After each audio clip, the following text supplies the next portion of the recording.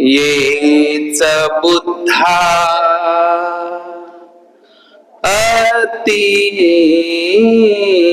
अतीताच येच बुद्धा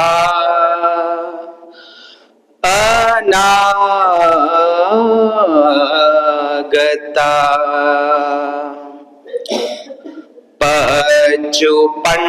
पचुपन्नाच ये बुद्धा अहं वन्दामि सर्वदा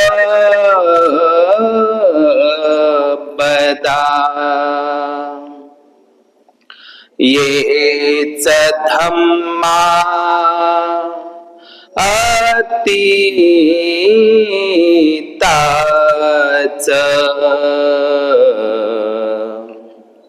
ये च धम्मा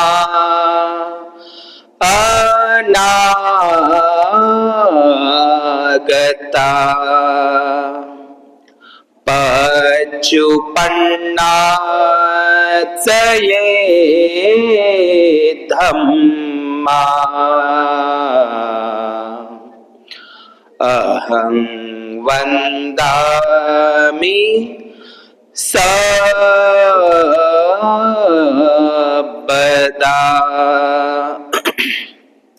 ये च संघा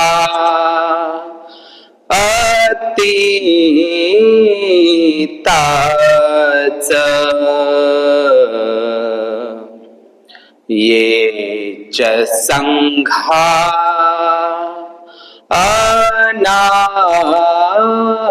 अनागता पचुपन्नाच ये संघा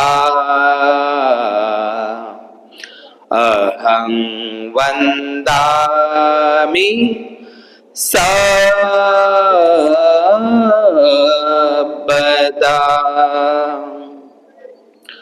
विश्ववंदनीय विश्व शांतीदूत द लाईट ऑफ वर्ल्ड या जगाचा प्रकाश विश्वदीप महान कारुणिक अरहत सम्यक संबुद्ध या सम्यक संबुद्धाने सुआख्यात केलेला सुस्पष्ट केलेला सरळ मार्गी निब्बाणगामी निब्बाण अशा महान परम सुखाकडे घेऊन जाणारा आदि कल्याणकारी मध्य कल्याणकारी अंतिमही कल्याणकारी असणारा हा विश्व कल्याणकारी सद्धम्म या सद्धम्माला घेऊन जगणारा त्याचा प्रचार प्रसार करणारा भगवंताचा आहुनेयो म्हणजे आहुंचार करण्यास योग्य पाहुनेयो म्हणजे पाहुणचार करण्यास योग्य दक्षिणेयो म्हणजे दान दक्षिणा दर्शन करण्यास योग्य अंजली करणियो दोन्ही कर हात जोडून वंदन करण्यास योग्य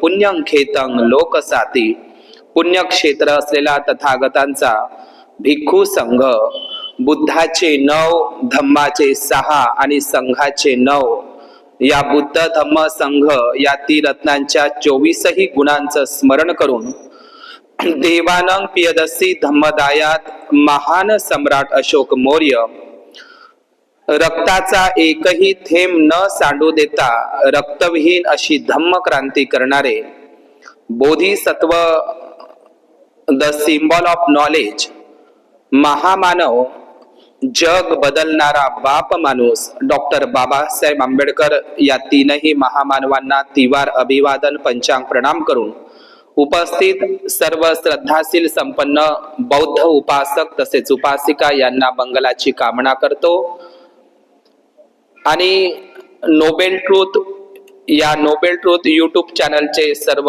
दर्शक उपासक उपासिका यांनाही मी मंगलाची कामना करतो सर्वांच्या प्रती।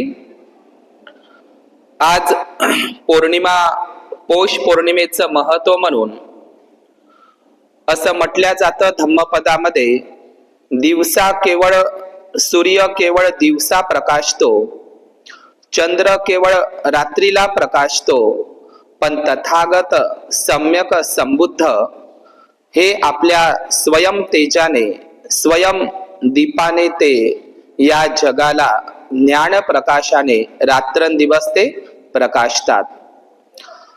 असा उल्लेख आहे प्रदीप पूजेमध्ये की ज्याप्रमाणे तेलाचा दिवा अंधाऱ्या खोलीतला अंधार नाहीसा करतो, त्याचप्रमाणे तथागत सम्यक संबुद्ध मनुष्याच्या मनातील अज्ञान अविद्यारूपी अंधार नाहीसा करतो. आज या पौष पौर्णिमेच्या निमित्तानं, पौष पौर्णिमा बौद्ध धम्माचे खरे सण उत्सव 12 महिन्याच्या 12 पौर्णिमाच आहे. या पौर्णिमेचं Japan, Thailand, Sri Lanka, Brahmadesh, Singapore, Mongolia, Malaysia, Thailand, Cuba, Laos अशा संपूर्ण बौद्ध राष्ट्रामध्ये त्या ठिकाणी प्रत्येक 12 महिन्याच्या 12ही पौर्णिमेला सरकारी सुट्टी असते. म्हणजे जेवढे काही बौद्ध कंट्री आहे जगाच्या पाठीवर, जेवढे काही बौद्ध राष्ट्र आहे, या बौद्ध राष्ट्रामध्ये तिथे या 12ही महिन्याच्या 12ही पौर्णिमेला सरकारी सुट्टी असते. पण ज्या ठिकाणी बुद्धाचा जन्म व्हावा, ज्या ठिकाणी बुद्धाला बुद्धत्व प्राप्ती सम्यक संबोधी व्हावी, ज्या ठिकाणी भगवान बुद्धांनी 45 वर्षाभास आणि 45 वर्ष बुद्ध धम्माचा प्रचार प्रसार केला, ज्या देशामध्ये बुद्ध धम्म नांदला 1250 वर्ष, त्याच भारत देशामध्ये मात्र 12ही महिन्याच्या 12ही पौर्णिमेला सुट्टी नाही, सरकारी सुट्टी नाही.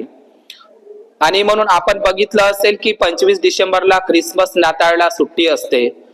परंतु श्रीलंका देशामध्ये तिथला राष्ट्रपती असेल, पंतप्रधान असेल, कुठलाही मंत्री असेल, तो बुद्ध पौर्णिमेलाच नाही तर 12ही महिन्याच्या 12ही पौर्णिमेला तो बुद्ध विहारामध्ये जात असतो. त्या श्रीलंका देश किंवा बौद्ध कंट्रीमध्ये श्रद्धाशील संपन्न उपासक उपासिका आपल्या हातामध्ये कमळाची फुलं घेऊन आपल्या संपूर्ण परिवारासहित, मुलाबाळासहित ते बुद्ध विहारामध्ये जात असतात, कुटुंबासहित बुद्ध विहारामध्ये जात असतात. इतकं पौर्णिमेचं महत्व आहे. या पौर्णिमेला ते 8 शील उपोसत वारित शिलाचं, 8 शिलाचं उपोसत वारित शिलाचं, अर्य उपोसत वारित शिलाचं ते 8 शिलाचं पालन करत असतात. त्या दिवशी कुठलाही साज श्रृंगार न करता, भडक मेकअप न करता, कुठल्याही प्रकारचा ब्युटी पार्लर न करता, पांढरे वस्त्र परिधान करून दिवसभर ते स्वचिंतन करतात, ध्यान करतात आणि अशा प्रकारे संपूर्ण दिवस त्यांचा पौर्णिमेमध्ये जात असतो. म्हणून पौर्णिमेचे एक विशेष महत्व बौद्ध राष्ट्रामध्ये आहे. आणि ह्या पौर्णिमा बौद्धांचे खरे सण 12 महिन्याच्या 12 पौर्णिमाच आहे. त्या पलीकडे आपले हिंदू ब्राह्मणी कोणते सण नाही. मग या पौर्णिमेचं महत्व काय? 12ही महिन्याच्या 12ही पौर्णिमेला बौद्ध धम्मामध्ये महत्व आहे. कारण या 12ही महिन्याच्या 12ही पौर्णिमामध्ये, या 12ही महिन्याच्या 12ही पौर्णिमा बुद्धाच्या जीवनाशी निगडित आहे, संबंधित आहे. या 12ही महिन्याच्या 12ही पौर्णिमेला बुद्धाच्या जीवनामध्ये किंवा भिक्खू संघामध्ये किंवा धम्माच्या क्षेत्रामध्ये कुठली तरी चांगली घटना घडलेली आहे आणि मग त्या घटनेचं एक औचित्य म्हणून पौर्णिमा आहे. डॉक्टर बाबासाहेब आंबेडकर दिल्लीच्या एका बुद्ध पौर्णिमेच्या निमित्तानं कार्यक्रमामध्ये गेले होते. कुठे? दिल्लीला. जिनको आगे बढ़ने का मौका दिया, इन पढ़े लिखे लोगों ने मुझे धोखा दिया. हे बाबासाहेबांचं भाषण आग्र्याचं आहे. आग्रा आणि दिल्लीला डॉक्टर बाबासाहेब, आग्र्याचं एक चक्कीपाट बुद्ध विहार आहे, तिथेही बाबासाहेबांचं भाषण झालेलं आहे. आणि दिल्लीला सुद्धा बाबासाहेब 23 जून 1956 ला गेलेले आहे पौर्णिमेच्या निमित्तानं. तर डॉक्टर बाबासाहेब आंबेडकर पौर्णिमेचं वैशिष्ट्य सांगत आहे त्यांच्या भाषणामध्ये. त्यांच्या भाषणामध्ये बाबासाहेबांनी पौर्णिमेचं इतकं सुंदर वैशिष्ट्य सांगितलेलं आहे. बाबासाहेब काय म्हणतात पौर्णिमेच्या संदर्भात? बघा, बाबासाहेबांच्या शब्दामध्ये रायटिंग ए स्पीचेस या ग्रंथामध्ये उल्लेख आहे. पौर्णिमेचं वैशिष्ट्य बाबासाहेब कसं सांगतात? पौर्णिमेच्या प्रशांत वातावरणात पूर्ण चंद्राच्या शीतलतेने माणसाला आपल्या कार्यांचे सिंहावलोकन शांततापूर्वक आणि गांभीर्याने करण्याची संधी मिळते. हेच पौर्णिमेचे वैशिष्ट्य होय. आणि ही बाबासाहेबांच्या मतानुसार पौर्णिमेचं वैशिष्ट्य बाबासाहेबांनी कथन केलेलं आहे. आणि म्हणून जगामध्ये पौर्णिमेचे एक विशेष महत्व असतं. तर आज जी पौर्णिमा आहे, आज 3 जानेवारी आहे. या 3 जानेवारीच्या निमित्तानं आज पौष पौर्णिमा झालेली, आज पौष पौर्णिमा आहे. दुसरी गोष्ट, आजच्याच दिवसाला ज्ञानज्योती, क्रांतीज्योती सावित्रीबाई फुले, ज्ञान नाही विद्या नाही ते घेण्याची गोडी नाही, बुद्धी असूनही चालत नाही त्यास माणूस म्हणावे का, इंग्रजी शिक्षणाचं महत्व समजून सांगणारी या भारताची पहिली महिला शिक्षिका, मुख्याध्यापिका, कवयित्री, जिच्यामुळे प्रत्येक घरामध्ये स्त्रिया ह्या शिकायला लागल्या. अस्पृश्यादी शूद्राती शूद्रांना शिक्षणाचं ज्ञानद्वार खुली करणारी सावित्री आईचा आज जयंती दिवसही आहे 3 जानेवारीच्या निमित्तानं. आणि या 3 जानेवारीला पौष पौर्णिमा सुद्धा आहे. आपण मार्गशीर्ष पौर्णिमेमध्ये बघितलं आहे. मार्गशीर्ष पौर्णिमेचं महत्व काय आहे आपण आता शिकलो. मार्गशीर्ष पौर्णिमा आता गेली का नाही? आता पौर्णिमा कोणती चालू आहे? आता जी पौर्णिमा आहे आज, तर ही पौर्णिमा कोणती आहे? पौष पौर्णिमा आहे. तर आता जी पौर्णिमा झाली होती तिला मार्गशीर्ष पौर्णिमा म्हणतात. तर मला तुम्हाला असं विचारायचं आहे की राजकुमार बोधिसत्व सिद्धार्थ गौतम यांनी कपिलवस्तू रोहिणी नदीच्या पाणी वाटपाच्या संघर्षावरून अत्तदंड सुत्तामध्ये उदाहरण आहे. ते रात्रीला सोडून नाही गेले. रात्रीला सोडून नाही गेले. मुलाबाळांना, पत्नीला टाकून रात्रीला नाही गेले. ते गृहत्यागाचं खरं कारण अत्तदंड सुत्तामध्ये आहे. रोहिणी नदीच्या पाणी वाटपाच्या संघर्षावरून त्यांनी गृहत्याग, महाभिनिष्क्रमण केलं. हा इतिहास आहे खरा, बाबासाहेबांनी सांगितलेला. समजलं तुम्हाला? ते रात्रीला नाही गेले, दिवसालाच गेले. आई वडिलांची अनुमती घेऊन त्यांनी भारद्वाजाच्या आश्रमामध्ये वगैरे ते परिव्राजकाचं जीवन स्वीकारलं होतं. लक्षात येत आहे तुम्हाला? तर ते दिवसा गेले, रात्रीला नाही गेले. तर मला सांगा, कपिलवस्तू सोडल्याच्या नंतर ते सरळ कुठे गेले? राजगृह नगरीमध्ये. कुठे गेले? राजगृहमध्ये. म्हणजे त्यांनी कपिलवस्तू सोडली तर ते सरळ पायी पायी राजगृह नगर. तर राजगृह नगर म्हणजे आजचा त्यावेळेचा मगध देश. मगध देश म्हणजे उत्तर भारत. तर मगध या देशामध्ये ते निघाले. तर ज्यावेळी त्यांनी कपिलवस्तू सोडली आणि कपिलवस्तू सोडल्याच्या नंतर ते राजगृह मगध देशामध्ये गेले. तिथला राजा, मगधचा राजा बिंबिसार होता. पुढे जाऊन अजाशत्रू होता. तर त्या ठिकाणी बिंबिसार राजा सिद्धार्थ गौतम त्यांनी सम्यक संबोधी प्राप्त केली नव्हती. ते बुद्ध व्हायचेच होते. तर त्या सिद्धार्थ गौतमाला, राजपुत्र सिद्धार्थ गौतमाला मगधचा राजा बिंबिसार काय म्हणतो? मी तुला माझे मगधचे अर्धे राज्य द्यायला तयार आहे. सिद्धार्थ गौतमांनी ते नापसंत केलं, कारण त्यांच्याकडे संपूर्ण राजमहाल होते, है का नाही? तर त्यांनी राजा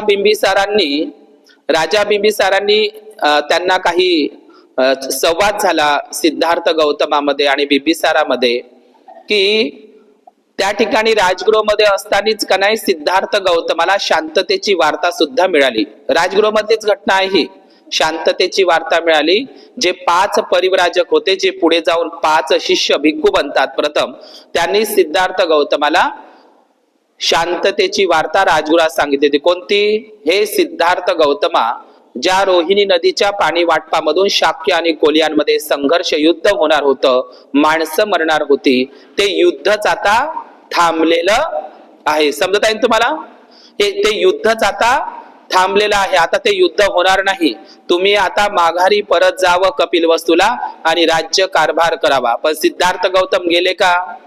सिद्धार्थ गौतम म्हणतो बिंबिसार राजाला आणि त्या 5ही परिव्राजकाला, ते फक्त 2 राज्यांमधलं युद्ध होतं. 2 राज्यांमधलं.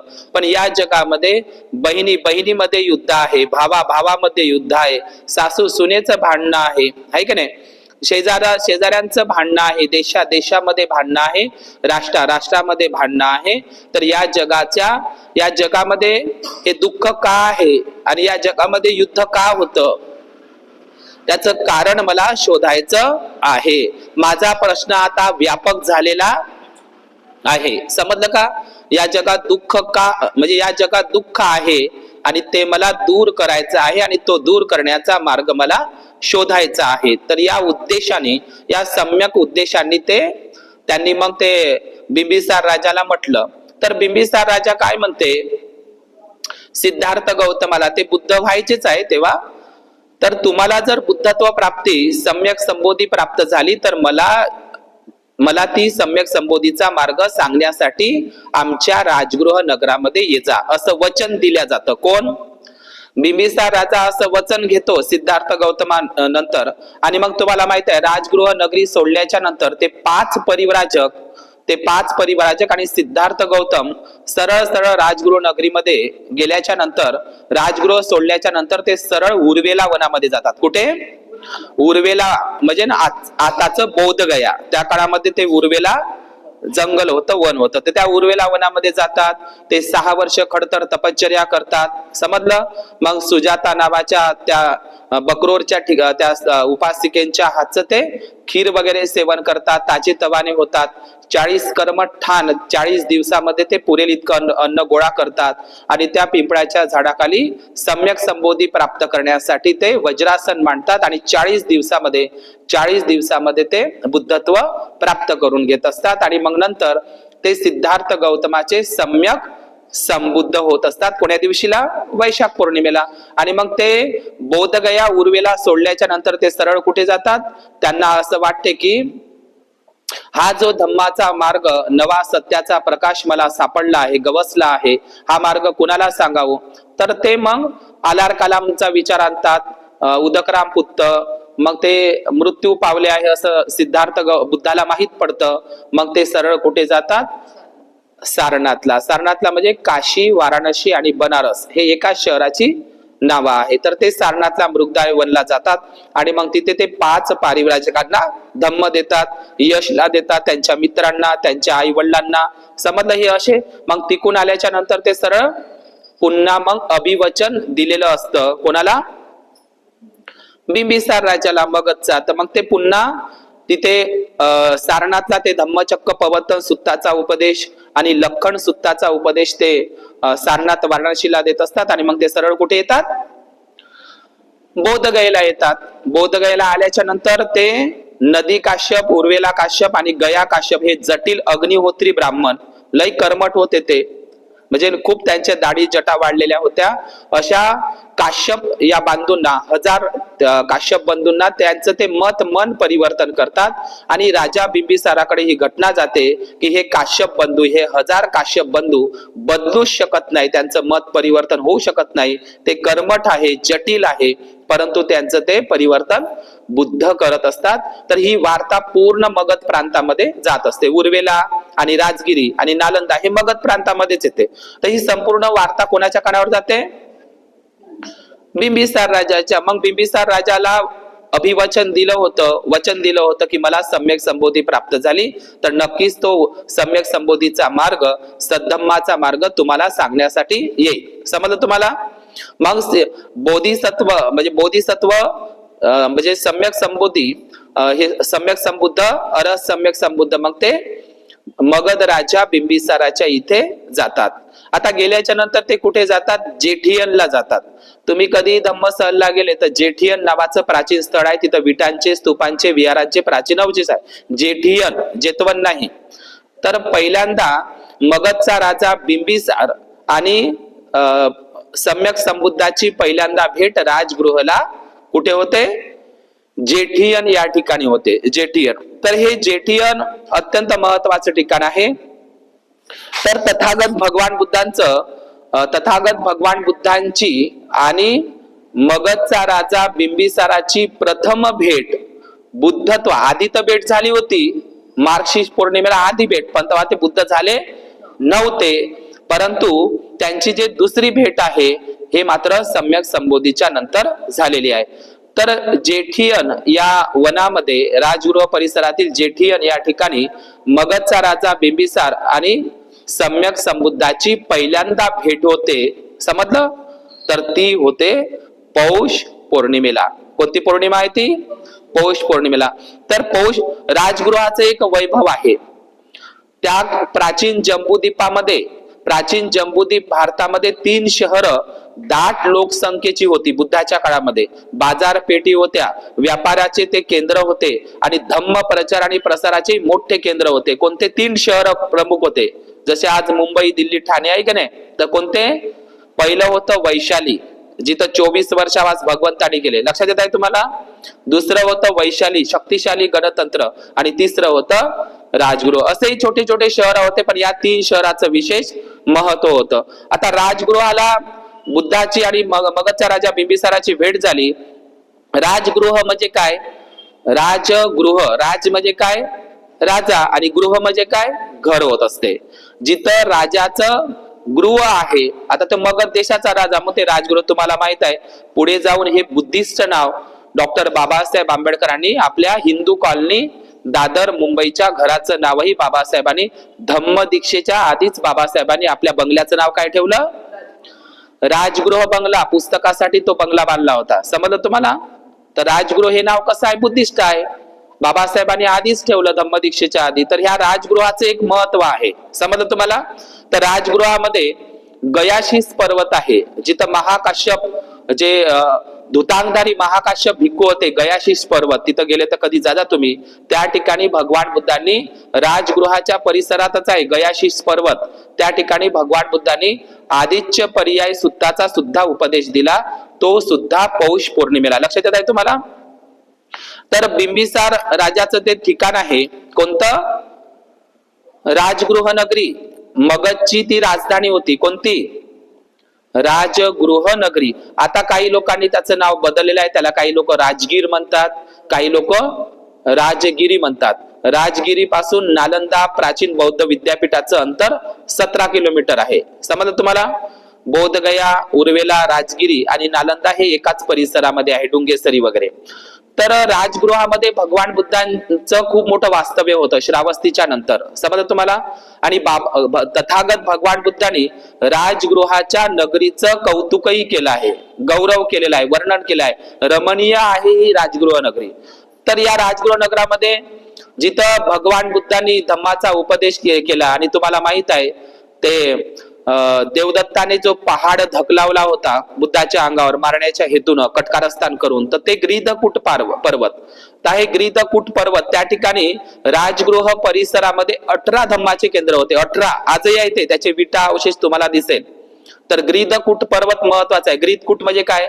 तुम्ही कधी झुल्यानं गेले तर तिथं राजगिरीला ग्रीदकूट पर्वत आहे, तिथं स्तूप आहे प्राचीन. कोणता? ग्रीदकूट पर्वत. आता ग्रीदकूट पर्वत म्हणजे काय? बुद्धाच्या काळामध्ये तिथं गिधाड येऊन बसत होते, म्हणजे गिधाड तिथं ग्रुप न येत असत त्या काळामध्ये, म्हणून त्याचं नाव काय पडलं? ग्रीदकूट पर्वत. समजलं तुम्हाला? दुसरं पर्वत आहे राजगृहामधलं, तिथंही एक बौद्ध स्थळ आहे प्राचीन काळात, विपुल पर्वत. तिसरा आहे वैभार पर्वत, पांडव्य पर्वत, सोन पर्वत, आणि तुम्हाला माहित असेल सोन भंडार आहे. या जगामधल्या पहिली बौद्ध लेणी उत्तर भारतामध्ये सम्राट अशोकाने निर्माण केली. उत्तर भारतामध्ये बुद्धगयेपासून जहानाबादला आहे. कोणती बुद्ध लेणी आहे ती? जगातली पहिली बुद्ध लेणी बराबर बुद्ध लेणी. ही सम्राट अशोकाने निर्माण केलेली जगातली पहिली बुद्ध लेणी आहे. ती बिहार मध्येच आहे. आणि दुसरी बुद्ध लेणी सम्राट अशोकाने निर्माण केली, तीही बिहार मध्येच आहे, आणि ती म्हणजे राजगिरीला आहे. त्याला सोन भंडार म्हणते. कोणतं म्हणते? सोन भंडार किंवा स्वर्ण भंडार म्हणतात. असं म्हणतात की राजा बिंबिसाराचा खजाना तिथं लपलेला आहे. इंग्रजांनी तिथं ते स्फोट करण्याचा वगैरे प्रयत्न केलेला आहे. आणि ते सोन भंडार सुद्धा कुठं आहे? मी राजगृह शहराचं वर्णन सांगत आहो, कारण राजगृह शहराचं या पौष पौर्णिमेला महत्व आहे. तर राजगृह नगरामध्ये काय आहे? सोन भंडार बुद्ध लेणी आहे, तिथं ते पाहायला गेलं पाहिजे आपण. दुसरी गोष्ट, त्या राजगृह नगरामध्ये मगधला त्या काळामध्ये 10,000 खेडी होती. 10,000 खेडी. समजलं तुम्हाला? आणि दुसरी गोष्ट तुम्हाला माहित असेल, भगवान बुद्धांच्या महापरिनिर्वाणानंतर पहिली विश्व बौद्ध धम्म संगीती कुठं भरली? तुम्हाला माहित असले पाहिजे. पहिली बौद्ध धम्म संगीती कुठं भरली? भगवान बुद्धांच्या महापरिनिर्वाणाच्या नंतर ती राजगृह नगरीमध्येच भरली, सप्तपर्णी गुफेमध्ये भरली. आजही ती सप्तपर्णी गुफा आहे. समजलं का तुम्हाला? पहिली धम्मसंगीती अजातशत्रूनं त्याचं आयोजन केलं होतं. अजातशत्रू सुरुवातीला देवदत्ताच्या चिथावणीवरून बुद्धाचा भिक्खू संघाचा राग करत होता. नंतर जीवकांनी त्याचं मन बदलवलं, बुद्धाकडे त्याला वळवलं. समजा तुम्हाला. तर या अजातशत्रूनं जे आयोजन केलं होतं पहिल्या धम्मसंगीतीचं, तेही राजगृह नगरामध्ये सप्तपर्णी गुफामध्ये. आता सप्तपर्णी म्हणजे काय, तर सप्तपर्णीचे झाड तुम्हाला तिथं दिसतात. त्याला 7 पानं असतात. आपल्या महाराष्ट्रात ते काही लोक लावतात. सप्तपर्णी म्हणजे 7 पानाचं एक वृक्ष आहे, वनस्पती आहे, तुम्हाला ते दिसतात.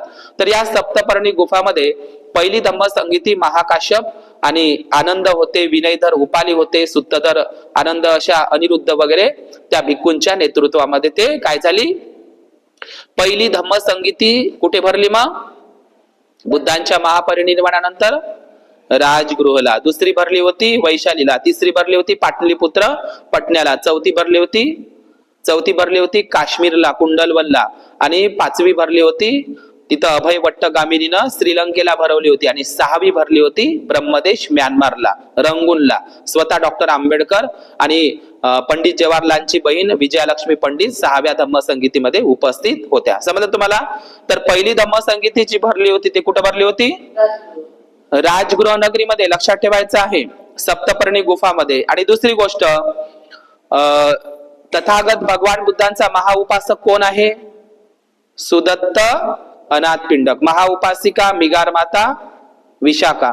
तर सुदत्त अनाथ पिंडकाची बहीण, दानशूर सुदत्त अनाथ पिंडकाची बहीण कुठं राहत होती, राजगृह मध्येच राहत होती.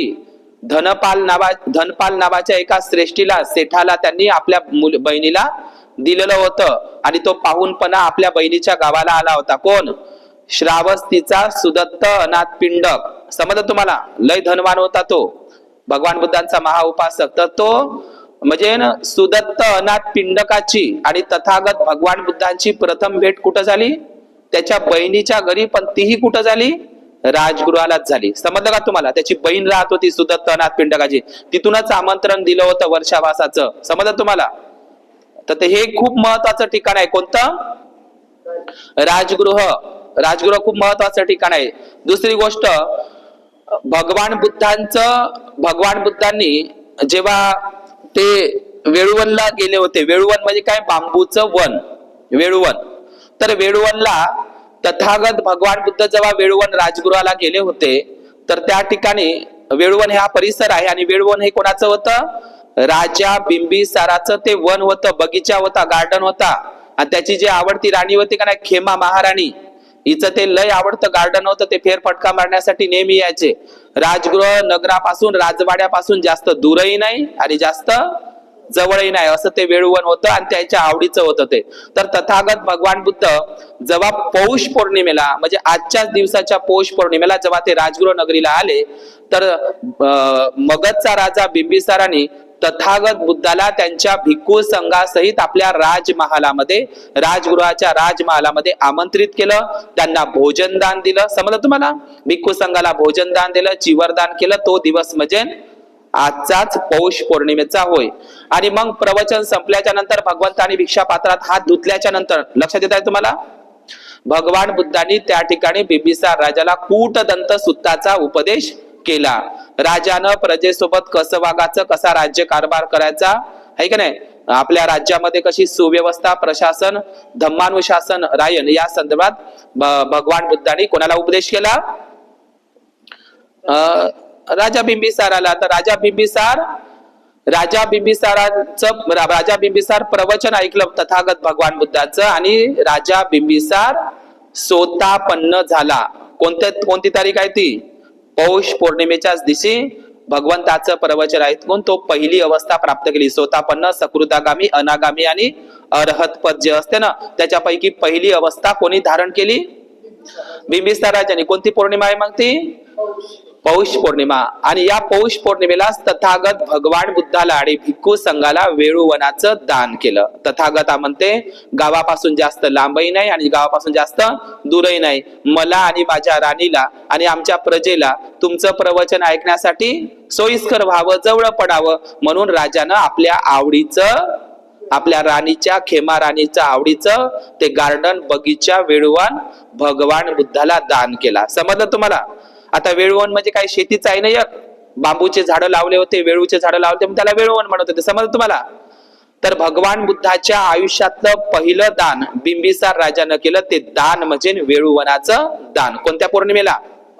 पौष पौर्णिमेला भगवान बुद्धांच्या आयुष्यातलं वेळुवन दान दिलं. तर या वेळुवनामध्ये तथागत भगवान बुद्ध थांबत असताना जे सारीपुत्त आणि महामोगलायन जे अश्वजिताच्या माध्यमातून मग ते येत असतात, तर सारीपुत्त आणि महामोगलायनची जी प्रवज्य आहे, चिवर घेतलं त्यानं, ते कुठं घेतलं?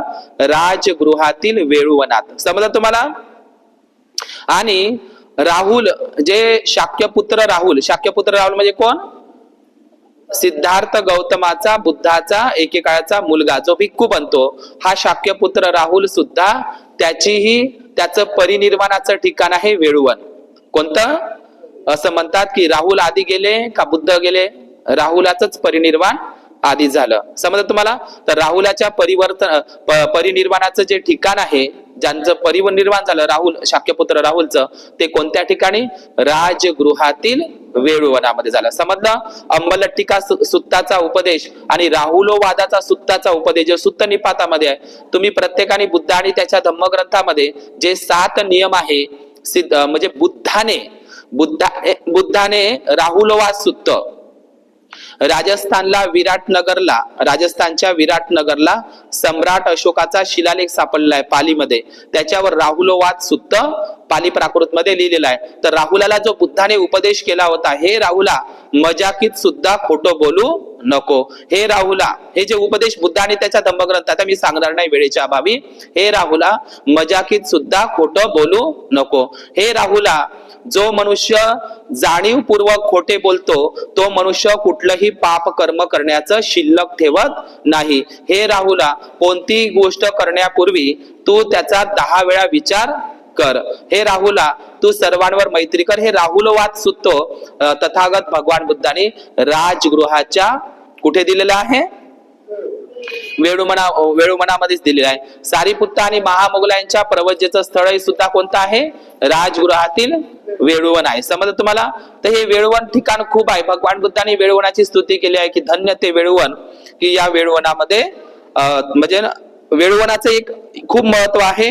एक गोष्ट लक्षात घ्या, बिंबिसार राजांनी जो राजवैद्य जीवक होता, जो लावारिस म्हणू, अनौरस म्हणू, जे फेकून दिलं, तुम्ही ऐकले असेल जीवक. तर या जीवकचं पालन पोषण कोण केलं? त्याला राजा बिंबिसारानेच केलं. राजगृहामध्येच तो लहानाचा मोठा झाला. कोण? जीवक, डॉक्टर, राजवैद्य जीवक. समजलं तुम्हाला? जगातला पहिला दवाखाना, हॉस्पिटल, जगातला पहिलं हॉस्पिटल श्रीलंकेला तर आहेच, ते प्राचीन काळ आहे, पण जगातलं, या भारतातलं, जम्बूद्वीपातलं पहिलं हॉस्पिटल, पहिला दवाखाना जीवकचा जो काढून दिला, ज्याच्यासाठी पैसे दिले बिंबिसार राजांनी, तर तो पहिला हॉस्पिटल राजगृह नगरामधला आहे. आणि कोणाचा हॉस्पिटल आहे ते? जीवकचं. हे भरवूच्या स्तूपावर, जो भरवूचा स्तूप कलकत्त्यामध्ये ते अवशेष ठेवलेले आहे, शिल्पकला, त्याच्यामध्ये जीवकच्या हॉस्पिटलचं ते हॉस्पिटल काढलेलं आहे त्या दगडांवर. समजलं? शिलालेखांवर. तर जगातला पहिला जीवकचं हॉस्पिटल सुद्धा कुठं होतं? राजगृह नगरामध्ये. आलं लक्षात तुम्हाला? आणि बौद्ध धर्माचे एकूण 18 केंद्र तिथंच होते. कुठे? राजगृह नगरामध्ये. तर त्या ठिकाणी सीतवन होतं. सीतवन हा एक ठिकाण होतं. जीवकानं आम्रवन सुद्धा बुद्धाला राजगृहामध्येच म्हणजे ना, जीवकाने बुद्धाला जीवक आम्रवन सुद्धा दान दिलेलं होतं. सीतवन सुद्धा तिथे दान दिलेलं होतं. त्या ठिकाणी तुम्ही कधी जर बुद्ध घ्यायला गेले तर भगवान बुद्धाचा मणियार मठ आहे तिथं. मणियार मठ किंवा गिरियाक मठ हे तुम्हाला दिसेल त्या ठिकाणी. ते स्थळ तुम्ही कधी बुद्ध घ्यायला गेले तर बघितले पाहिजे. त्या ठिकाणी सीतवन होतं. सीतवन म्हणजे काय? शीत म्हणजे थंड ठिकाण. समजलं का?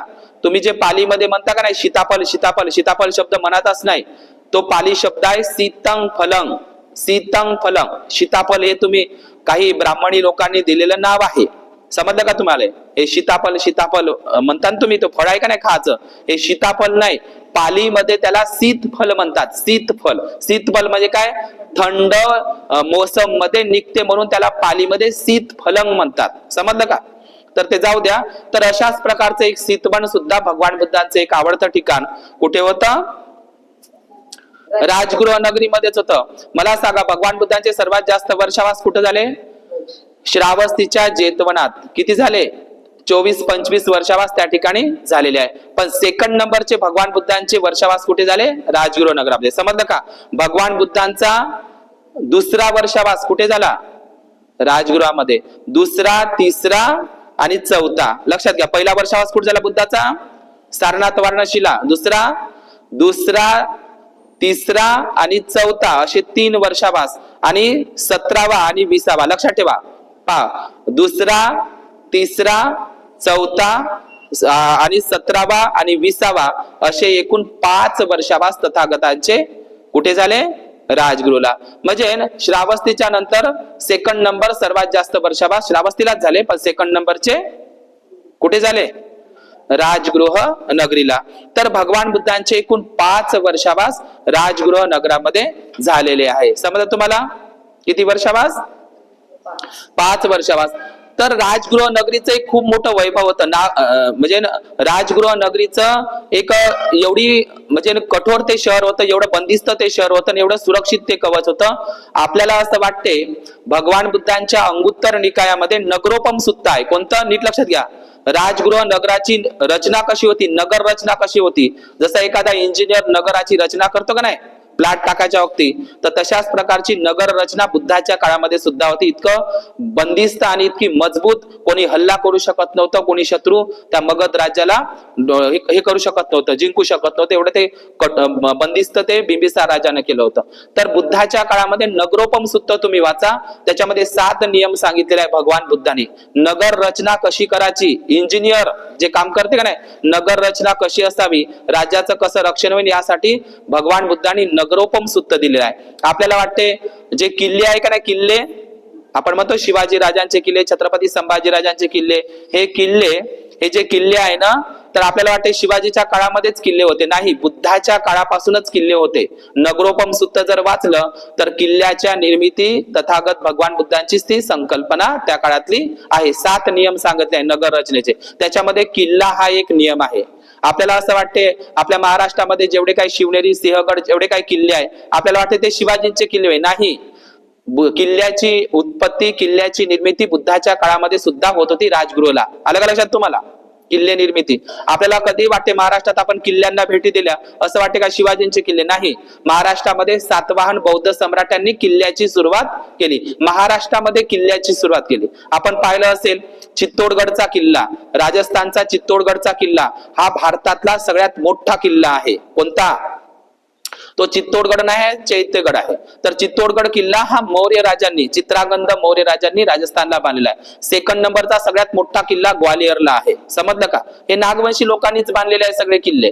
तर किल्ल्याची निर्मिती, नागवंशी लोक म्हणजे कोण? सातवाहन राजे, वाकाटक राजे. महाराष्ट्रामध्ये जेवढ्या काही लेण्या, स्तूप बांधले हे नागराजेच होते, राज्यकर्ते होते, शासनकर्ते राजे होते. समजलं का तुम्हाला? सातवाहन बौद्ध सम्राटांनीच किल्ले बांधले. शिवाजीच्या काळामध्ये, संभाजीच्या काळामध्ये त्यांची भरभराटी झाली. पण महाराष्ट्रामध्ये खऱ्या अर्थानं किल्ल्यांची निर्मिती करणारे कोण आहे? सातवाहन राजे. म्हणून तुम्ही शिवाजी राजांचे जिथं जिथं गड आणि किल्ले पहा, तिथं तिथं तुम्हाला बुद्धाच्या लेण्या दिसते. शिवाजींचे सगळे मावळे कुठे राहायचे? बुद्धाच्या लेणीमध्येच राहायचे. शिवाजी महाराजांचा जन्म बुद्ध लेणीमध्येच झाला, शिवनेरीच्या 36 नंबरच्या बुद्ध लेणीमध्ये. मला सांगायचं एवढंच आहे की किल्ले निर्मिती करणारे तथागत बुद्ध आहे. त्यांच्या काळामध्ये बिंबिसाराच्या राज्यामध्ये किल्ल्यांचा परकोट होता आणि ते 7 नियम नगरोपम सूत्रामध्ये सांगितले आहे. समजलं तुम्हाला? इथपर्यंत आलं लक्षात? आणि दुसरी गोष्ट, भगवान बुद्धांचं म्हणजे राजगृह जो राजा आहे, तर राजगृह राजा त्या काळामध्ये एक शक्तिशाली राजा होता, पण तो बुद्धाचा काय झाला? उपासक झाला. आलं का लक्षात तुम्हाला? भगवान बुद्धांच्या धम्माला, भिक्खू संघाला त्यांनी धम्माश्रय दिला, राजाश्रय दिला. राजांनी राजाश्रय दिला म्हणूनच बुद्धाच्या काळापासूनच बुद्ध धम्म वाढत आहे. समजलं का? बुद्धाच्या काळामध्ये राजाश्रय भेटला. राजाश्रय म्हणजे राजांची मदत भेटली धम्माला. मग तो बिंबिसार राजा असो, प्रसेनजित राजा असो, उदयन राजा असो किंवा चंडप्रज्योत राजा असो, या राजांनी बुद्धाला आणि भिक्खू संघाला काय दिला? राजाश्रय दिला, खर्च केला, दान केला, म्हणून बुद्ध धम्म वाढीस लागला होता. समजलं? नंतर तर माहितीच आहे तुम्हाला, सम्राट अशोक, सम्राट हर्षवर्धन, कनिष्क, सातवाहन राजे, ललितादित्य राजा, हे सर्व राजांनी बौद्ध धम्माला राजाश्रय दिला. राजाश्रय दिल्यामुळे बुद्ध धम्म वाढला होता. 1250 वर्ष या भारतामध्ये मौर्य बौद्ध राजांची सत्ता होती. आता आपला राजा आहे का? आता राजा मोदी आहे. तर मग कोणाचं वातावरण आहे? राजा भवतु धम्मिको. राजा जर धम्मवान असेल तर प्रजा ही काय असते? यथा राजा तथा प्रजा. जशी राजा तसा प्रजा. समजलं का तुम्हाला? तर आपला राजा आता नाही आहे. म्हणजे बिंबिसारच्या राजामध्ये, बिंबिसार राजाचा एक मित्र राहत होता गांधार देशामध्ये. गांधार देश म्हणजे काय? अफगाणिस्तान, पाकिस्तान. त्या काळामध्ये गांधार प्रदेश, भगवान बुद्ध गेले होते गांधारला. समजलं का? बुद्धांनी धम्मामध्ये आहे. वक्कली भिक्खू गांधार देशातला. समजलं? तर बिंबिसाराचा एक मित्र राहत होता गांधारला, त्याचं नाव होतं पुक्कू साथी. पुक्कू साथी यालाही त्यांनी धम्म सांगितला होता. किंवा बिंबिसार राजाचा आणखी एक मित्र होता, तोही राजा होता उज्जैन अवंतीचा, चंडप्रद्योत राजा. कोणता? उज्जैन अवंतीला सम्राट अशोक 15 वर्ष राहिले. तिथे बुद्धाच्याच काळामध्ये महाकात्यायन भंतेजी आणि चंडप्रद्योत नावाचा राजा तिथे राहायचा उज्जैनला. तोही बिंबिसार राजाचा कोण होता? मित्र होता. तोही बुद्धिस्ट झाला होता. समजलं तुम्हाला? तर तथागत भगवान बुद्धांच्या अभिवचनासाठी लक्षात ठेवा, तथागत मगधचा जो राजा होता का नाही, मगधचा राजा बिंबिसार, त्याच्या वडिलाचं नाव होतं भाती. लक्षात ठेवायचं. राजा बिंबिसाराच्या वडिलाचं नाव काय होतं? भाती होतं. त्यांच्या पित्याचं नाव. ते हर्यक वंशाचे होते. पहिला होता बिंबिसार, त्याला श्रेणीकय म्हणायचे. दुसरा होता अजाशत्रू, त्याला लहानपणी कुनिक म्हणायचे. त्यानंतर अजाशत्रूचा मुलगा उदयन. समजलं? उदयनचा मुलगा नागदशक. त्यानंतर शिशुनाग वंशांनी, शिशुनाग नावाच्या एका मंत्र्यांनी हत्या केली. हे सगळे नागवंशी लोकच होते बिंबिसार राजा. समजलं तुम्हाला? तर बुद्धांची सेवा सगळ्यात जास्त कोणी केली? त्या काळामध्ये राजगृह नगरीमध्ये भिक्खू संघाची आणि बुद्धाची सेवा केली जीवकने. औषधोपचार करायचे ते भिक्खू संघावर. तर त्यांचं जे हॉस्पिटल होतं ते सुद्धा कुठं होतं? राजगृहला. आणि एक गोष्ट लक्षात घ्या, बिंबिसाराचा राज्याभिषेक वयाच्या 15व्या वर्षी झाला. कितीव्या वर्षी? 15व्या वर्षी. राज्याभिषेक परंपरा बौद्धांची आहे. बुद्धांच्या काळापासून.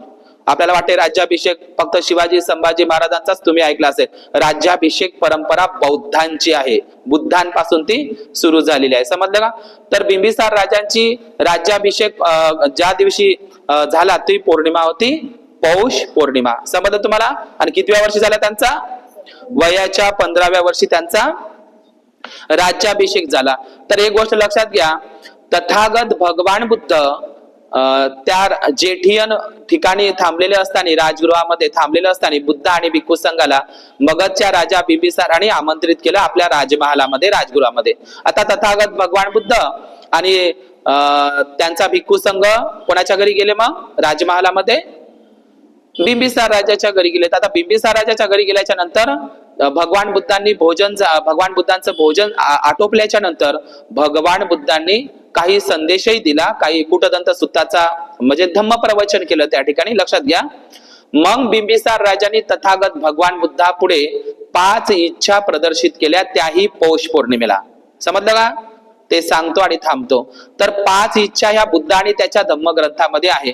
तथागत भगवान बुद्धांच्या समोर मगधचा राजा बिंबिसार यांनी 5 इच्छा त्यांनी म्हणजे 5 इच्छा ज्या मनात बाळगल्या होत्या, त्या 5ही इच्छा पूर्णत्वास गेल्या होत्या, पूर्ण झाल्या होत्या. कोणत्या इच्छा? हे बुद्ध आणि त्याच्या धम्मग्रंथातही आहे. बाबासाहेबांच्या तुम्ही वाचा. पहिली इच्छा कोणती होती? पाहतो काय म्हणते. भगवान बुद्ध त्यांच्या राजमहालात बसलेले आहे. भिक्खू संघ, मगधचा राजा बसलेला आहे भगवान बुद्धाच्या पाशी आसन टाकून, आणि प्रजा सुद्धा आहे. तर मगधचा राजा काय म्हणतो तथागत बुद्धाला, हे तथागत सम्यक संबुद्धा, माझ्या या जीवनामध्ये मी 5 इच्छा केल्या होत्या. किती इच्छा? 5 इच्छा. त्या 5 इच्छा आता पूर्ण झाल्या आहेत. माझी पहिली इच्छा होती तथागता, ऐका, हे तथागता, हे सम्यक संबुद्धा, हे अरथा, माझी पहिली इच्छा होती, माझ्या जीवनातली माझी पहिली इच्छा होती. कोणती? माझा राज्याभिषेक झाला तर किती बरे होईल, किती चांगलं होईल. कोणती इच्छा? माझा राज्याभिषेक झाला तर किती बरे होईल, चांगले होईल. आता माझा राज्याभिषेक झालेला आहे वयाच्या 15व्या वर्षी. माझी इच्छा होती की माझा राज्याभिषेक झाला तर किती बरं होईल. तर हे तथागता, हे सम्यक संबुद्धा, माझी जी इच्छा होती राज्याभिषेक झाला पाहिजे, तर ती माझी इच्छा, पहिली इच्छा काय झालेली आता पूर्ण झालेली आहे. समजलं तुम्हाला? पहिली इच्छा काय झाली तथागता, आता ती पूर्ण झालेली आहे. हे तथागत सम्यक संबुद्धा, माझ्या जीवनामध्ये मी दुसरी इच्छा केली होती. ती इच्छा म्हणजे माझ्या राज्यामध्ये कुणीतरी अर्हत सम्यक संबुद्ध यावे. माझ्या मगधच्या राज्यामध्ये कुणीतरी अर्हत सम्यक संबुद्ध यावे, ही माझी दुसरी इच्छा होती. राजा भगवंता तथागता, ती माझी दुसरी इच्छा आता पूर्ण झाली आहे, कारण तुम्ही आता माझ्या राज्यामध्ये आलेले आहे. माझी तिसरी इच्छा होती तथागता, ती ही इच्छा पूर्ण झाली. कोणती? की अर्हत सम्यक संबुद्धाची मला सेवा करण्याचा संधी उपलब्ध व्हावी. समजलं का? कोणती? तथागत सम्यक संबुद्धाची मला सेवा करण्याची संधी उपलब्ध व्हावी. ती संधी आता मला उपलब्ध झालेली आहे तथागता. तर ही माझी तिसरी इच्छा पूर्ण झाली आहे. माझी चौथी इच्छा होती की तथागतांनी आपल्या पवित्र पावन अशा धम्माची देसना मला, धम्म ऐकण्याचं काय मिळावं मला, म्हणजे संधी उपलब्ध व्हावी. तथागत भगवान बुद्धांनी, अर्हत सम्यक संबुद्धांनी मला त्यांचा पवित्र पावन असा सद्धम्म ऐकण्याची संधी उपलब्ध व्हावी. ती चौथी इच्छा ही माझी काय झाली राजा आता पूर्ण झालेली आहे. माझी पाचवी इच्छा होती की तथागतांचा हा सद्धम्म, हा पवित्र असा सद्धम्म मला तो कळावा आणि त्यावर मी माझं धम्मानुशासन निर्माण करावं, त्यावर मी अनुकरण करावं. तर ही माझी पाचवी इच्छा पूर्ण झालेली आहे. तर तथागतांच्या समोर पाचही इच्छा पूर्ण झाल्या. ह्या पाचही इच्छा माझ्या पूर्ण झाल्या आहेत तथागत बुद्धा. हे आजच्या दिवसाला पौष पौर्णिमेला राजा बिंबिसाराने बुद्धासमोर कथन केलेलं आहे. म्हणजे सांगायचं तात्पर्य हेच आहे की पौष पौर्णिमेला तथागतांपुढे या पाचही इच्छा माझ्या पूर्ण झाल्या. हे कोण सांगत आहे? राजा बिंबिसार. आणि राजा भगवान बुद्धांचं ते प्रवचन ऐकून या पौष पौर्णिमेलाच काय झालेलं आहे, स्वतःपन्न झालेला आहे. बिंबिसार राजाला एकूण 500 राण्या होत्या. महावग्गामध्ये लिहिलेला आहे त्रिपिटकामध्ये. किती? 500 राण्या होत्या बिंबिसार राजाला. या बिंबिसार राजाच्या प्रमुख राण्या होत्या वैदेही. वैदेही म्हणजे कोण? वैदेही म्हणजे मिथिला आता ते बिहारमध्ये नगर आहे मिथिला वैदेही शहर होतं. त्या मिथिला वैदेहीची जी पत्नी होती तिचं नाव होतं वैदेही. वैदेहीच्या पोटीच अजातशत्रूचा जन्म झाला होता. आणि या वैदेहीच्या पोटी अजातशत्रूचा जन्म झाला होता. आणि हा बिंबिसार राजा बुद्धाचा उपासक झाल्याच्या नंतर बुद्धाला, भिक्खू संघाला दान देऊ लागला होता, खर्च करू लागला होता, आहे का नाही, नाना प्रकारचं. आणि देवदत्तानं मग अजातशत्रूचं मन काय केलं होतं, बहकवलं होतं. बिंबिसाराचाच मुलगा होता अजातशत्रू, त्याचं मन चिथावणी दिली होती. देवदत्ताच्या सांगण्यावरून बुद्धाला मारण्याचा तर प्रयत्न झालाच आहे ना, समजलं तुम्हाला? राजगृह नगरामध्ये तो हत्ती वगैरे सोडला, तुम्हाला माहिती आहे घटना. तर देवदत्तानं चिथावणी मारून अजातशत्रू तो वाया गेलेला होता. नंतर जीवकांनी बुद्धाकडे त्याला आणलं. मग अजातशत्रूनं काय केलं, आपल्या स्वतःच्या पित्याला कारागृहामध्ये, जेलामध्ये टाकलं, त्यांचे हाल करून त्याला मारून टाकलं होतं, स्वतःच्या मुलाला. पण सांगणारा कोण होता? देवदत्त होता. अजातशत्रूला सांगणार अजातशत्रूने ते स्वतःहून केलं नव्हतं. समजलं का? ही परंपरा आपल्याला नंतरही दिसते, आहे का नाही.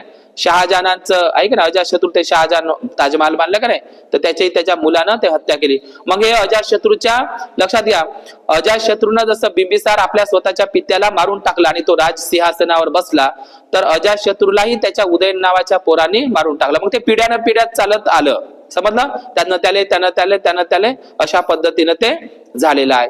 तर जाता म्हणून पौष पौर्णिमेचं पहिलं महत्व कोणतं आहे? हेच आहे. पौष पौर्णिमेचं पहिलं महत्व राजा बिंबिसाराची आणि तथागत बुद्धांची प्रथमता भेट पौष पौर्णिमेला कुठं झाली? राजगृहामध्ये. पौष पौर्णिमेचं दुसरं महत्व सांगतो आणि या ठिकाणी थांबतो. पौष पौर्णिमेचं दुसरं महत्व आहे, आताच मी तुम्हाला सांगितलं, राजा बिंबिसाराच्या एकूण किती राण्या होत्या? 500 राण्या होत्या. पण त्याच्यातली प्रमुख महाराणी होती खेमा. खेमा या शब्दाचा पालीमध्ये अर्थ होते तंबू किंवा डेरा, ठीक आहे ना, हिंदीमध्ये.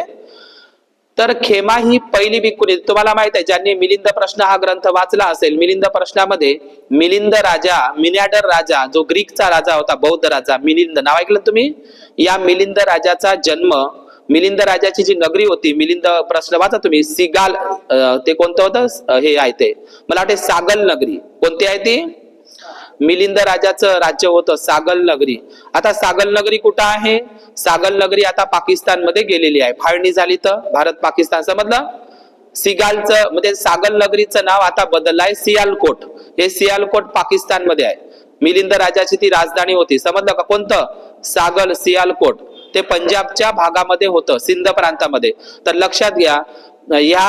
आणि लक्षात घ्या दुसरी गोष्ट, तो गांधार देश होता त्या काळामध्ये, बुद्धाच्या काळामध्ये. आणि गांधार देश मध्ये पुक्कुसाती नावाचा बिंबिसार राजाचा एक मित्रही राजा मित्र राहत होता, राजा पुक्कुसाती, समजलं? तोही बुद्धिस्ट झाला होता. आलं का लक्षात तुम्हाला? सांगायचं तात्पर्य म्हणजे हेच आहे की खेमा ही पंजाबी होती. पंजाबी म्हणजे काय? गांधार देशातली होती, पाकिस्तानी म्हणा आजच्या आधुनिक नुसार, समजलं? मग तेवढ्या इकाली ती खेमा, ती एका राजाचीच मुलगी होती, समजलं तुम्हाला? मद्री नावाच्या राजाची मुलगी. तर त्यांना ते तर ही बिंबिसार राजाच्या ज्या 500 राण्यांपैकी हे प्रमुख राणी होती, वैदेही आणि खेमा. तर खेमा काय खूप सुंदर होती पाहाले, तिला रूप गर्व होता. तुम्हाला माहित असेल बुद्धाच्या काळामध्ये रूप गर्विता कोण होती? त्या काळातली उत्कृष्ट डान्सर आम्रपाली, वैशालीची होती का ना उत्कृष्ट डान्सर आम्रपाली. ती काय होती? दिसायला सुंदर होती, तिला आपल्या सौंदर्याचं रूपाचं काय होतं? गर्व होतं. त्याचप्रमाणे बिंबिसाराची पत्नी ही महाराणी सुद्धा खेमा ही दिसायला सुंदर होती, सौंदर्यवती. हिलाही आपल्या शरीराचं काय होतं? रूपाचं, रूप गर्विता होती, ती रूपाचं गर्व होतं, माझ्यासारखी सुंदर नाही. बुद्धाच्या काळामध्ये तुम्ही पाहिलं असेल सिरिमा, हेही ते आपल्या सौंदर्याचं घमंड करत होती. आणि तुम्हाला माहित असेल, ज्यांनी सुत्तनिपात वाचलं असेल, सामावतीची कहाणी, मागंदी या नावाची स्त्री बुद्धाच्या माग लागली होती प्रकृतीसारखी. बुद्धा, तिचे आई वडील लागले होते मागंदियाचे, म्हणे बुद्धासोबत लग्न करायचं. आता बुद्ध कशी काय लग्न करतील ते परिव्राजक? तर ते मागंदियाला बुद्ध म्हणतात आणि त्याचा बोध करतात. मागंदिया काय म्हणते? मला तुमच्यासोबत लग्न करायचं आहे, कारण तिला आपल्या शरीराचं गर्व असते. मी जेवढी सुंदर आहे ना म्हणते मागंदिया, सुत्तनिपातामध्ये कहाणी आहे, मी जेवढी सुंदर आहे मागंदिया म्हणते, तर मला सुंदरच व्यक्ती पाहिजे, मला जोडीदार. तर त्या काळामध्ये बुद्धासारखा सुंदर कोणच नव्हता. ती कहाणी वेगळी आहे, मी ते सांगत नाही. तर आम्रपाली असो का सिरिमा असो की खेमा असो की ती मागंदिया असो, बुद्धाच्या काळामध्ये अशा स्त्री होत्या. तर मागंदियाला बुद्धानं उत्तर दिलं होतं, कळा बघा, लक्षात घ्या. कोणतं उत्तर? तू म्हणत आहे की माझ्यासोबत विवाह करतो, तर लक्षात घे म्हणते मागंदिया, मी तुला हात तर सोड पण पायानं सुद्धा स्पर्श करू शकत नाही. कोण म्हणत आहे असं? बुद्ध मागंदियाला हात तर सोड पण पायानं सुद्धा स्पर्श करू शकत नाही, कारण हे संपूर्ण शरीर कसं आहे? दुर्गंधीचं, रोगाचं क्षणभंगूर घर आहे. हे रोगांचं काय आहे? जीर्ण शीर्ण काय आहे? शरीर आहे. तर अशीच ही खेमा होती. खेमा हा पाली शब्द आहे, त्याला आपण क्षमा म्हटलं तरी चालते संस्कृत मध्ये. तर या खेमा जे आहे, राजा बिंबिसार बुद्धाचा उपासकही झाला होता, तो स्वतः पण नाही झाला होता. आणि समजलं, बुद्धाचं प्रवचन ऐकण्यासाठी तो आपल्या राजमंत्रासहित रोज वेळवनात ग्रीतकूट पर्वतावर वगैरे जात होता. कुठे? राजगृह नगरामध्ये. तुम्ही पाहिलं असेल मल्लिका राणी प्रसेनजीत, हे दोघंही भगवान बुद्धाचं प्रवचन ऐकायला जात होते श्रावस्तीच्या. लक्षात येत आहे तुम्हाला? म्हणजे बिंबिसार राजा रोज बुद्धाचं प्रवचन ऐकायला जात होता राजगृह नगरामध्ये असताना बुद्ध, समजलं का? पण बिंबिसार राजाची जी महाराणी होती, खेमा महाराणी, ही बुद्धाचा राग करत होती. कायच्यासाठी? का बुद्ध लोकायले सांगते कायोजी गुच्चवून सकलो तू गंधो, माणसाचं शरीर दुर्गंधीचं घर आहे, जीर्ण शीर्ण आहे, ते असं आहे तसं आहे, हे चांगलं मला आवडत नाही, मी तर सुंदर आहे. समजलं का तुम्हाला? तिले ते बुद्धाचं काही पचत नव्हतं, म्हणून ते काही बुद्धाचं प्रवचन ऐकायला जात नव्हती. राजा तिले खूप आग्रह करत होता. आणि एक दिवस राजाचं म्हणणं तिनं आता जबरदस्तीनं म्हणूनच म्हणा, ती एक दिवस गेली आणि भगवान बुद्धाने तिला उपदेश केला वेळवनातच. समजलं तुम्हाला? तिच्याच वेळवनात. कोणता उपदेश केला? धम्मपदामध्ये ती गाथा आहे, परिजिन्नंग विदंग रूपंग रोग निड्डंग वभुंगरंग विज्जंती पुती संदेह मरणंती हेंग जीवितंग. शरीर रोग हे जीर्ण शीर्ण दुर्गंधीचे घर आहे का नाही? दुर्गंधीचं घर. आपल्या शरीराला एकूण 9 द्वार आहे. जरा सुत्त, विजय सुत्त आणि सल्ल सुत्तामध्ये भगवान बुद्धाने सांगितलं आहे आपल्या शरीराला 9 द्वार आहे, आणि 9ही द्वारातून काय बाहेर पडते? दुर्गंध बाहेर पडते. आणि हिंदू धर्मातले लोक म्हणते ना, 9 खिडक्याचा, ते काय म्हणतात? 9 खिडक्याचा ते जोड, 9 खिडक्याचा जोड आपलंच आहे, ते बुद्धाचं चोरलं आहे, त्या 9 खिडक्याचा जोड म्हणतात. म्हणजे आपल्या शरीराला एकूण 9 द्वार आहे आणि या 9ही द्वारातून काय बाहेर पडते? दुर्गंध. जे प्रकृतीला भगवान बुद्धांनी समजून सांगितलं. तुम्हाला माहित आहे 9 द्वार प्रमुख आहे. आपलं शरीर कसं आहे? दुर्गंधीचं घर आहे. तिला हे शरीर कसं दुर्गंधीचं घर आहे, समजलं ना? म्हणजे ते ऐका ना, एका कवालीमध्ये, अपनी जवानी पे इतराने वाले एक दिन तो पछताएगा, चढता सूरज धीरे धीरे ढलता चला जाएगा. म्हणजे आपलं शरीर किती तुम्ही सुंदर राहा, पण एक ना एक दिवस तुम्ही पहा ना, सिनेमा मधल्या हिरोईन्या आधीचे त्याचे तुम्ही फोटो पहा, पिक्चर पाहायचे, कशा दिसते त्या, आता कशा दिसते? पाऊशाही वाटत नाही त्याच्याकडं. तर तिले अनित्याचा बोध झाला. शरीर हे कसं दुर्गंधीचं घर आहे हे तिला माहीत झालं आणि ती बुद्धाची काय बनली मग? समजलं? ती सुरुवातीला स्वतःपन्न बनली आणि तिचं मन परिवर्तनच झालं आणि घरी आली आणि मगधच्या राजाला काय म्हणते, बिंबिसार राजाला, मला आता प्रवज्जित जीवन जगायचं आहे. पहा, एवढी मोठी महाराणी बदलली. आणि ती महाराणी खेमा, बिंबिसाराची पत्नी, ती महाराणी काय म्हणते, मला बुद्धाकडून चिवर घ्यायचा आहे. आता चिवर घ्यायचा आहे तर पतीची अनुमती घ्यावी लागते. पत्नी असेल तर पत्नीची अनुमती घ्यावी लागते, नियम आहे, विनय आहे. मग तिने राजा बिंबिसाराकडून अनुमती घेतली, परवानगी घेतली आणि मग ती काय बनली? भिक्खुनी बनली. आता भिक्खुनी बनल्याच्या नंतर बुद्ध काय चिवर देन का? तर त्यावेळी महाप्रजापती गौतमी होती. तिला तथागत भगवान बुद्धांनी वैशालीला कुटागारशालामध्ये, महावनातल्या वैशालीच्या कुटागारशालामध्ये पाठवलं. महाप्रजापती गौतमीनं तिला चिवर दिलं, ती प्रवज्जित झाली. लक्षात घ्या. आणि तिची एक मैत्रीण होती, आता दासी म्हणा का मैत्रीण म्हणा, थेरी गाथामध्ये उल्लेख आहे. थेरी गाथामध्ये तिची एक मैत्रीण होती, तिचं नाव होतं विजया. खेमाची मैत्रीण कोणती? विजया नावाची मैत्रीण. तिलाही खेमानं आपल्या मैत्रिणीलाही धम्म सांगितला बुद्धाचा, तीही बदलली आणि तिनंही विजया आणि खेमा आणि विजया या दोघींनीही चिवर घेतलं. तो दिवस आहे पौष पौर्णिमेचा. आणि लक्षात घ्या, ती 15 दिवसामध्येच खेमा अरहत पदाला गेली. 15 दिवसात. कोण? खेमा महाराणी. या खेमा महाराणीचं एवढं महत्व आहे.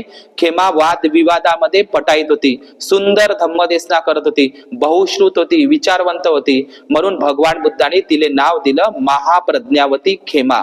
तिला पदवी दिली. भगवान बुद्धांच्या 13 भिक्खुनींमध्ये आणि थेरी गाथांच्या 73 भिक्खुनी संघामध्ये कोणाचं नाव पुढे येतं? महाप्रज्ञावती खेमा. खेमा ही बघा किती बदलली होती. त्या काळामध्ये सगळ्यात सुंदर प्रवचन, चांगलं प्रवचन, धम्म सांगण्यामध्ये पटाईत असलेली भिक्खुनी कोण होती बुद्धाच्या काळामध्ये? महाराणी खेमा, जी नंतर भिक्खुनी खेमा बनत असते. समजलं का तुम्हाला? थेरी गाथामध्ये. तर खेमा सुत्त किंवा थेरी गाथा तुम्ही वाचलं पाहिजे. तर भगवान बुद्धाने तिला कोणती पदवी दिली? ती केवळ खेमाच राहिली नाही, तर बुद्धाने तिला पदवीनं गुणगौरव केला. तिला महाप्रज्ञावती खेमा असं उत्तर दिला. एत दगंग महापन्यानं महाप्रज्ञावती. समजलं? धम्मपदामध्ये उल्लेख आहे. जाता जाता म्हणून सांगतो, भगवान बुद्धांचे अग्रशिष्य कोण आहे? सांगा बरं, डावा उजवा हात सांगा. भगवान बुद्धांचे अग्रशिष्य डावा उजवा हात. सारीपुत्त आणि महामोगलायन हे अग्रशिष्य आहे भगवान बुद्धाचे. तर तथागत बुद्धांच्या 2 अग्रशिष्य आहे. म्हणजे ज्याप्रमाणे बुद्धाचे अग्रशिष्य आहे सारीपुत्त महामोगलायन, तर त्याचप्रमाणे भगवान बुद्धांच्या अग्रशिष्या भिक्खुनी होत्या खेमा, महाप्रज्ञावती खेमा आणि उत्पलवन्ना. समजलं तुम्हाला? उत्पलवन्ना म्हणजे काय? उत्पल म्हणजे निळा होत असते, जिचं शरीर निळा आहे. तर भगवान बुद्धांचे जसे अग्र भिक्खू सारीपुत्त महामोगलायन होते पूर्ण भिक्खू संघामध्ये, 80 अग्र श्रावकामध्ये, तसेच तथागत भगवान बुद्धांच्या अग्र भिक्खुनी म्हणून, समजलं? अग्र प्रमुख भिक्खुनी म्हणून सारीपुत्ता महामोगलायन प्रमाणे अग्र भिक्षुनी, वरिष्ठ भिक्षुनी म्हणजे महाप्रज्ञावती खेमा आणि उत्पलवन्ना भिक्खुनी आहे. समजलं तुम्हाला? तर सांगण्यासारखं एक गोष्ट सांगतो जाता जाता म्हणून, की तथागत भगवान बुद्धांचा डावा उजवा हा सारीपुत्त महामोगलायन हे अग्रशिष्य आणि भगवान बुद्धांच्या अग्रशिष्या भिक्खुनी कोण आहे? खेमा आणि उत्पलवन्ना. उत्पलवन्ना, उत्पल म्हणजे निळा कलर होत असते, वन्ना म्हणजे वर्ण होत असते, नीलकमल म्हणू. तर एक गोष्ट लक्षात घ्या, आता वाचनात आली म्हणून माझ्यामध्ये सांगतो. सारीपुत्त आणि महामोगलायन हे सख्खे मित्र, नालंदा राजगिरी मधलेच आहे ते परिसरात. ते समजा तुम्हाला? तर सारीपुत्त महामोगलायने एकाच दिवशी प्रवचन घेतली. समजलं, ते एकेकाळचे मित्र होते आणि नंतर ते अग्रशिष्य बनले. बुद्धाच्या आधीच त्यांचं परिनिर्वाण झालेलं आहे, महामोगलांचा खून झालेला आहे. तर लक्षात घ्या, आता ती माझ्या वाचनामध्ये आली म्हणून सांगतो. सारीपुत्त, त्याचा वर्ण कसा होता? सारीपुत्त गोरा होता. कसा होता? गोरा. आणि महामोगलायन नीलवर्ण होता. भगवान बुद्धाचे असं म्हणतात ना, नरसे गाथामध्ये नीलवर्ण, तर निळ्या कलरचा, म्हणजे आजच्या भाषेमध्ये सावळ्या कलरचा होता. महामोगलांचा रंग कसा होता? सावळ्या रंगाचा पाले होता, तो नीलवर्ण. आणि सारीपुत्त गोरा होता. आता हे सारीपुत्त म्हणजे सारीपुत्त गोरा आणि महामोगलायन सावळा काळा, समजलं, ठीक ना? तर त्याचप्रमाणे तथागत भगवान बुद्धांच्या ह्या ज्या दोनही भिक्खुनी होत्या, त्याच्यामध्ये खेमा गोरी होती आणि हे उत्पलवन्ना सावळी होती. समजलं का? तर तथागत भगवान बुद्ध, आपण बुद्ध आणि त्याच्या धम्मग्रंथामध्ये जर वाचलं, जाता जाता म्हणून सांगतो, बुद्ध आणि त्याच्या धम्मग्रंथामध्ये जर वाचलं तर त्या काळामध्ये खेमा किती वादविवाद करत होती, किती हुशार होती, धम्मदेशनामध्ये ती प्रवीण होती आणि खूप तिला भगवान बुद्ध जसं शिकवायचे तसं ते शिकवत होती. कोण? महाप्रज्ञावती खेमा भिक्खुनी. समजलं? तर बुद्ध आणि त्याच्या धम्मग्रंथातली ती गोष्ट सांगतो की एकदा काय झालं, हा राजा प्रसेनजित आपल्या मंत्र्यास, ते बुद्ध आणि त्याच्या धम्मग्रंथामध्ये आलेली ओळ आहे. राजा प्रसेनजित साकेत नगरावरून श्रावस्तीला जात होता. तर श्रावस्ती आणि साकेत नगराच्या बिचोबीच तोरणवत्थू नावाचे एक ठिकाण होतं आणि त्या तोरणवत्थू नावाच्या ठिकाणामध्ये महाप्रज्ञावती नावाची खेमा होती. आता राजा बिंबिसार आपल्या मंत्र्याला म्हणतो की मला कुणीतरी श्रमण असेल, ब्राह्मण असेल तर मला प्रवचन, धम्म प्रवचन ऐकण्याची इच्छा झालेली आहे. तर त्यावेळी त्याचा मंत्री आजूबाजूला चौकशी करतो, त्याला कोणीही श्रमण ब्राह्मण भिक्खू दिसत नाही. मग राजाकडे तो मंत्री येतो प्रसेनजिताचा आणि राजाला म्हणतो, राजा इथं कोणीच नाही, पण तोरणवत्थू या निवासामध्ये, त्या गावामध्ये खेमा नावाची एक अग्रभिक्खुनी आहे बुद्धाची, तिच्याकडे आपण गेलं पाहिजे. तर राजा प्रसेनजित, पा एवढा शक्तिशाली राजा, कौशल्येचा राजा, कोण? राजा प्रसेनजित स्वतः खेमा भिक्खुनीचं प्रवचन ऐकायला खाली बसतो आणि खेमा भिक्खुनी राजा प्रसेनजिताला धम्म सांगते. आता तो प्रश्न खूप मोठा, मी सांगणार नाही वेळेच्या अभावी. मृत्यूनंतर तथागत जिवंत असतात काय? त्याचं अस्तित्व असते का किंवा नसते का, असा प्रश्न आहे बुद्ध आणि धम्मामध्ये. खेमा सुत्तामध्ये सुद्धा आहे हा प्रश्न. कोणता? मृत्यूनंतर तथागताचे अस्तित्व असते काय आणि नसते काय. तर त्याच्यामध्ये खेमाचे खूप सुंदर, याचं खूप मोठं विश्लेषण, मी ते सांगणार नाही वेळेच्या अभावी. तर त्या ठिकाणी खेमा राजा प्रसेनजिताला पहा किती मस्त सांगते, हे राजा, तुमच्या राज्यामध्ये, तुमच्या दरबारामध्ये असा कोणीतरी गणक आहे का? गणक म्हणजे काय? गणितज्ञ. समजलं का? जो गंगेच्या म्हणजे गंगा नदीच्या पात्रातले वाळूचे, रेतीचे कण मोजू शकेल. तुम्ही मोजू शकता का? कोणत्याही नदीचे रेतीचे कण नाही का, वाळूचे कण. तर हे राजा म्हणते, खेमा नावाची भिक्खुनी म्हणते, हे राजा प्रसेनजिता, तुमच्या दरबारामध्ये असा कोणतरी गणक आहे का जो गंगा नदीच्या पात्रातले रेतीचे, वाळूचे कण त्याचं मोजमाप करू शकेल? तर करू शकेल का? नाही. पुन्हा ती खेमा प्रज्ञावती राजाला म्हणते की हे राजा, तुमच्या राजमहालामध्ये असा कोणीतरी गणक आहे का जो महासमुद्राचं पाणी मोजू शकेल? समुद्राचं पाणी मोजता येते का? नदीतले, कोणत्याही नदीतले वाळूचे कण, रेतीचे कण, त्याचं मोजमाप करता येते का? तर नाही. तर असा खूप सारा मोठा विस्तृत प्रश्न आहे, मी सांगणार नाही. तर आता राजा बिंबिसाराला तिने तो उपदेश केलाय खेमा सुत्तामध्ये. आणि मग ही वाली जी खेमा आहे, लक्षात घ्या, मग भगवान बुद्धांचं म्हणजे खेमाचं प्रवचन ऐकून राजा प्रसेनजित श्रावस्तीला आला. समजलं तुम्हाला? ही घटना रस्त्यातली आहे, वाटेमध्ये. समजलं? मग राजा प्रसेनजित श्रावस्तीला आला आणि जेतवनामध्ये सकाळी सकाळी पुन्हा बुद्धाकडे गेला. समजलं का? जेतवनाकडे पुन्हा बुद्धाकडे गेला आणि बुद्धाला काय म्हणते, तोच प्रश्न विचारला जो कोणाला विचारला होता, जो प्रश्न खेमाला विचारला होता भिक्खुनीला, तोच प्रश्न कोणाला विचारला? तोच प्रश्न राजा प्रसेनजितांनी दुसऱ्याच दिवशी, पहिल्या दिवशी खेमाला आणि दुसऱ्या दिवशी बुद्धाला विचारला. कायच्यासाठी विचारला? खेमा जे उत्तर दिलं होतं खेमाने, ते बुद्धाचं आणि खेमाचं उत्तर बराबर आहे, एकसारखं आहे का थोडसा फरक आहे? खेमानं जसं उत्तर दिलं होतं ना, तसंच्या तसं शब्द न शब्द उत्तर बुद्धानंही राजा प्रसेनजिताला दिलं. तर राजा प्रसेनजितानं डोक्यावर हात ठेवला, किती हुशार भिक्खुनी आहे म्हणते, किती प्रज्ञावान आहे का. बुद्धानं म्हणजे खेमानं जसं उत्तर दिलं तसं, म्हणजे बुद्धाचं जसंच्या तसं ती आपल्या स्मरणामध्ये ठेवते. ती भानक होती. भानक भिक्षू म्हणजे स्मरणात ठेवत होती, कंठस्थ करत होती, त्या काळामध्ये पाठ करत होती, तिची स्मृती चांगली तेज होती. समजलं का तुम्हाला? तर बुद्ध जशी शिकवे तशी ती वाणी आपल्या डोक्यामध्ये भरून ठेवत होती, जसंच्या तसं, जसं बुद्ध शिकवण तशीच ती शिकवण्यामध्ये पटायत होती. कोण? खेमा नावाची भिक्खुनी, म्हणून तिला महाप्रज्ञावती खेमा. तर या महाप्रज्ञावती खेमाची धम्मदीक्षा प्रवज्जा स्वतःपन्न झाली, ती अनंत पदाला गेली. ती पौर्णिमा म्हणजे सरळ सरळ खेमाची धम्मदीक्षा झाली, ती भिक्खुनी बनली. ती पौर्णिमा म्हणजे पौष पौर्णिमाच होय. आता राहिली गोष्ट जाता जाता, आता असं महावंश ग्रंथामध्ये दीपवंश आणि महापसादिका ग्रंथामध्ये, श्रीलंकेच्या ग्रंथामध्ये असा उल्लेख आहे की तथागत बुद्धांचं श्रीलंकेला आगमन झालं होतं पौष पौर्णिमेला. समजलं का? याच्यामध्ये एक वाक्यता नाही, पण आपण ग्रंथामध्ये वाचतो वंदनेमध्ये, लंकाय जम्बूद्वीपे तिदस पूर्वरे नागलोक. म्हणून श्रीलंका सारख्या देशामध्ये, बौद्ध राष्ट्रामध्ये असं म्हणतात महावंश ग्रंथामध्ये, पण त्रिपिटकाच्या बौद्ध ग्रंथामध्ये उल्लेख नाही. पौष पौर्णिमेला तथागत भगवान बुद्धांचं श्रीलंकेला आगमन झालं होतं. आपण जर असं म्हटलं, समजा श्रीलंकेला आगमन झाले, फक्त महावंश ग्रंथामध्ये लिहिलेलं आहे. मग सम्राट अशोकाने आणि संघमित्राला जे पाठवलं अशोकाने, म्हणजे बुद्ध जर श्रीलंकेला जर गेले असेल आधी, तर मग महामहिंद्र संघमित्राला जे धम्मप्रचारासाठी सम्राट अशोकाने पाठवलं, ही गोष्ट चुकीची ठरते. समजलं का? तर ते महावंश दीपवंश ग्रंथ हे श्रीलंकेतले आहेत, तिथं लिहिलेलं आहे त्या ग्रंथामध्ये. आता ते पौर्णिमेचं आलं म्हणून मी त्या ठिकाणी सांगत आहोत. पण बुद्ध मात्र गांधार देशामध्ये गेले होते, हे बुद्ध आणि धम्मामध्ये आपल्याला दिसतं, आहे का नाही? वक्कली बंतेजींना भेटण्यासाठी जम्बूद्वीपाचाच तो भाग होता एक. परंतु मात्र बुद्धाच्या काळामध्ये समुद्र मार्गाने जातही असतील व्यापारासाठी, कारण आपण जर पाहिलं कंबोडिया आणि इंडोनेशियामध्ये जिथला खमेर आणि शैलेंद्र राजा आहे, तर कंबोडिया इंडोनेशिया हे समुद्राचे ठिकाण आहे. सोपाऱ्यावरून जात होते लोक व्यापारानं, आहे का नाही? बुद्धाच्या काळामध्ये व्यापारी मार्ग चालवतात समुद्रानं.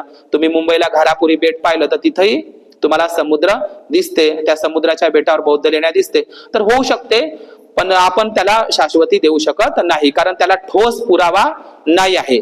भगवान बुद्ध त्या ठिकाणी महियांगण, कल्याणी प्रदेश आणि महानाग प्रदेश या ठिकाणी श्रीपाद पर्वतावर ते गेले, असं महावंश श्रीलंकेतल्या ग्रंथामध्ये उल्लेख आहे पौष पौर्णिमेला. पण त्याच्यामध्ये एक वाक्यता नाही भिक्खू संघामध्ये आणि जगामध्ये. तर श्रीलंकेला नंतर मात्र भगवान बुद्धांच्या अस्थी गेल्या हे आपल्याला माहित आहे. महामहिंद्र संघमित्राचा स्तूपही आहे, अंगुलीमालाचा स्तूपही कुठं आहे? भगवान बुद्धाचा दंतधातूही श्रीलंकेला कॅन्डीमध्ये ठेवलेला आहे.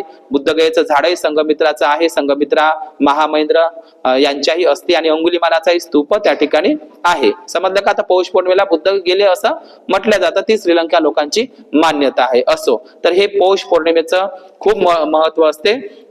तर या पौष पौर्णिमेच्या निमित्तानं आज आणि माता सावित्री यांच्या या जयंतीच्या निमित्तानं आपण ही धम्मदेसना पौर्णिमेच्या या ठिकाणी मी जाता जाता म्हणून हेच म्हणतो, पौर्णिमेचा चंद्र जसा कलेनं पूर्ण होतो, पौर्णिमेचा चंद्र ज्याप्रमाणे कलेनं पूर्ण होतो, पौर्णिमेच्या चंद्राप्रमाणेच तुमच्या जीवनातील इच्छा, आकांक्षा, महत्वाकांक्षा पूर्णत्वात जावो, आहे की नाही?